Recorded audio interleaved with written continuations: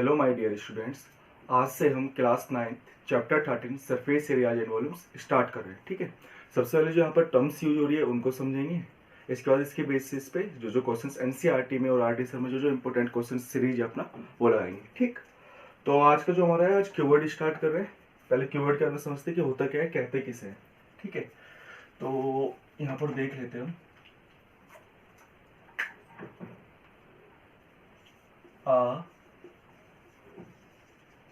Figure which is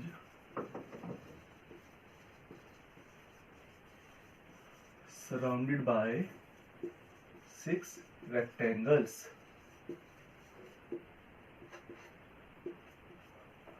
एक ऐसी figure जो क्या हो, 6 रेक्टेंगल से सराउंडेड हो।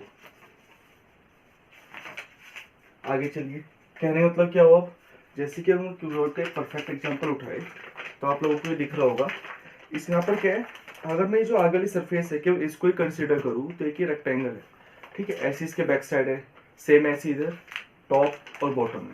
तो इस से टोटल 6 सरफेसेस, 6 रेक्टेंगुलर सरफेसेस आ रही है, तब जाकर हमारा एक कीवर्ड बनता है। तो आप figure which is surrounded by 6 rectangles.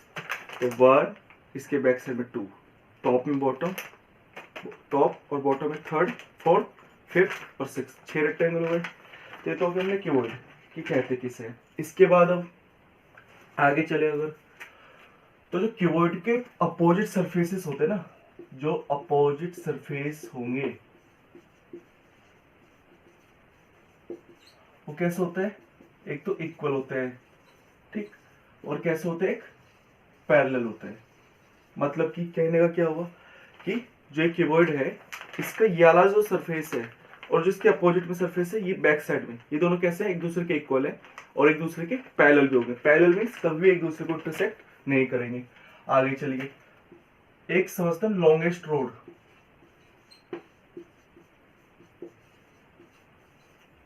That can be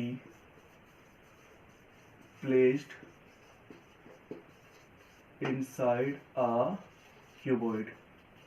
यहाँ पर देखिए, एक ऐसी रोड जो किसी कीवर्ड के अंदर मैक्सिमम लेंथ की, लॉन्गेस्ट लेंथ की रोड रखी जा सकती हो, तो वो क्या होती है, यही क्या होती है हमारी, यही इसी का डायगोनल कहलाता है।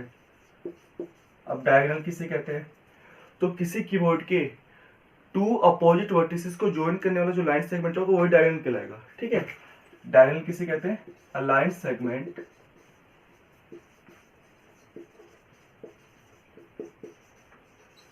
that joins 2 opposite vertices। जिस रूम में खड़े होकर मैं क्लास ले रहा हूँ या जिस रूम में बैठकर आप क्लास देख रहे होंगे, ये भी क्या है, कीवर्ड है। सामने वाले कॉर्नर से इधर नीचे वाले कॉर्नर को ज्वाइन करने पर जो लाइन सेगमेंट हमें मिलेगा, ये क्या कहलाएगा, इसका डायगोनल। ऐसे ही उसके ऊपर वाले कॉर्नर से नीचे इसको ज्वाइन करने पर जो मिलेगा, एक के डायगोनल कहलाएगा। तो 1 2, ऐसे फिर इधर से 3, ऊपर से इधर 4। तो इस तरीके से टोटल जो डायगोनल्स है हमारे यहाँ पर काउंटिंग में, वो कितने होते हैं, 4 होते हैं। किसी कीवर्ड के अंदर कितने डायगोनल्स होते हैं, टोटल 4। और ये जो डायगोनल होता है, यही वो लाइन सेगमेंट है, यही वो लॉन्गेस्ट रोड है that can be placed inside a keyword.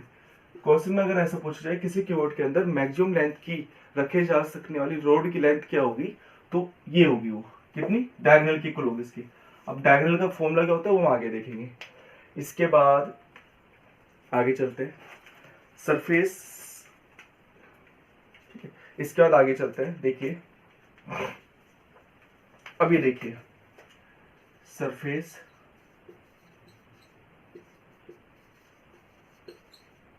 Edges और वर्टिसेस, ये किसे कहते हैं। देखो, सरफेस तुमने कह दिया कि 6 रेक्टेंगुलर सरफेस से मिलके बना होता है, तो सरफेसेस तो कितने होते हैं, 6। अब एजेस किनको कहते हैं, एजेस कहते हैं किनारों को। किसको, किनारों को, जो बाउंड्री है हमारी।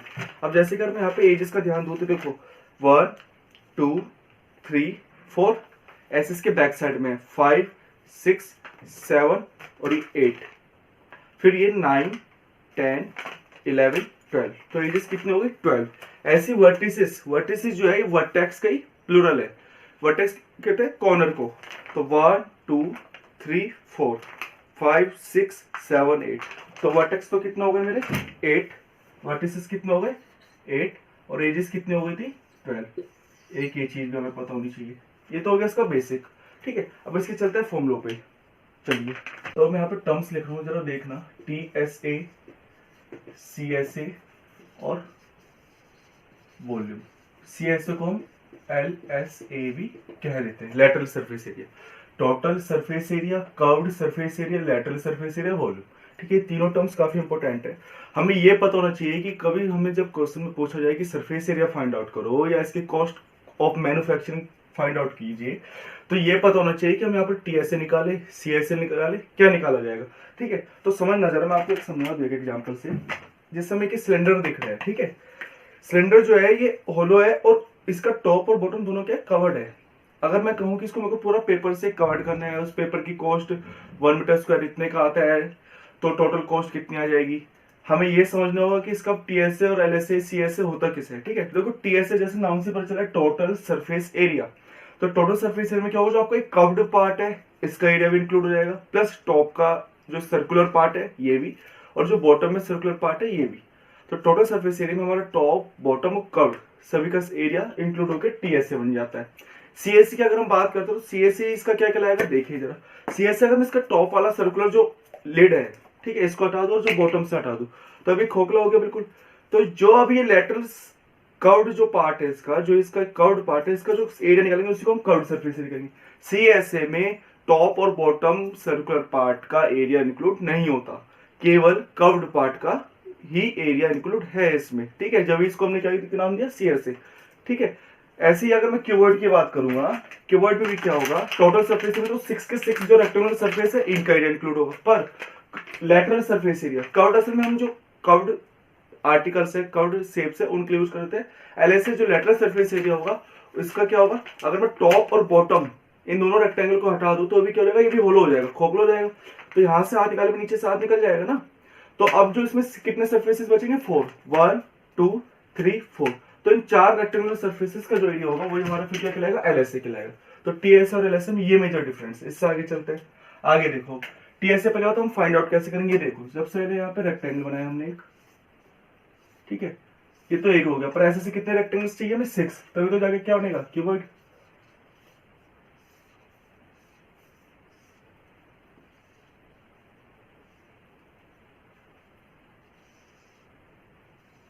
लीजिए, ठीक है, मैंने इसको L कंसीडर कर लिया, इसको B और इसको H। आगे चलो, अब हम क्या कर रहे हैं, फ्रंट और बैक इन दोनों का एरिया निकालते हैं। सबका भाई TSA क्या है, टोटल सरफेस एरिया, 6 के 6 रेक्टेंगुलर सरफेसेस का एरिया इंक्लूड होगा।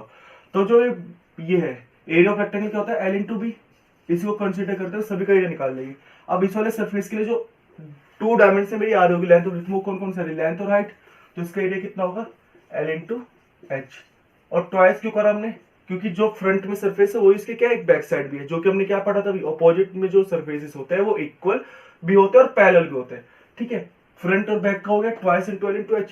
ऐसी टॉप और बॉटम का देखो, बॉटम में देखो ये इसके लिए क्या है, L है और B है, 2 डायमेंशन, तो एरिया कितना होगा, L×B।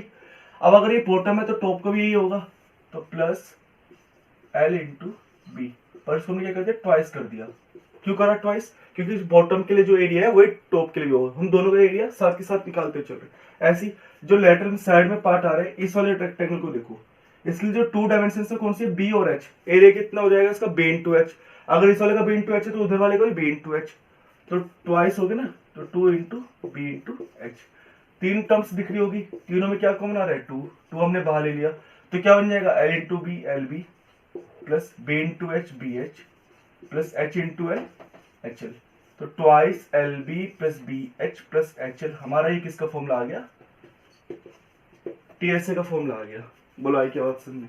ऐसी LSA जब आप घर पे खुद ट्राई करेंगे तो उसमें टॉप और बॉटम का हटा देते हैं। अगर जो 4 सरफेस बचेगी, फ्रंट की, बैक और ये दोनों साइड में, इन चारों को अगर आप इस तरीके से निकालेंगे तो तब भी आप फॉर्मूला जो है ये डिराइव कर सकते हैं, जो कि हमारा कितना आता है, twice L plus B into H। ठीक, आगे वॉल्यूम।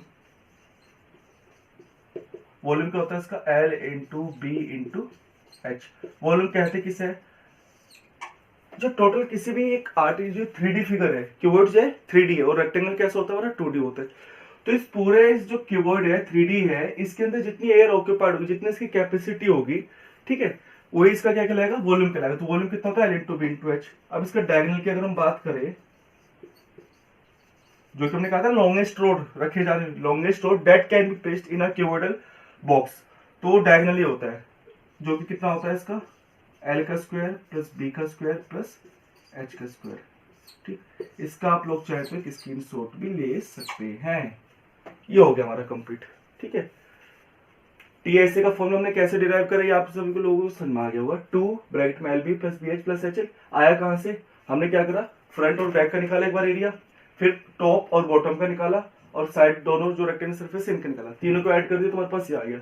इसी तरीके से LHC का फॉर्मूला डिराइव किया जा सकता है। ठीक है, तो कीवर्ड यहीं पे खत्म होता है। आगे इससे हम नेक्स्ट क्लास में कीवर्ड का एक्सरसाइज 13.1 के क्वेश्चन स्टार्ट कर देंगे।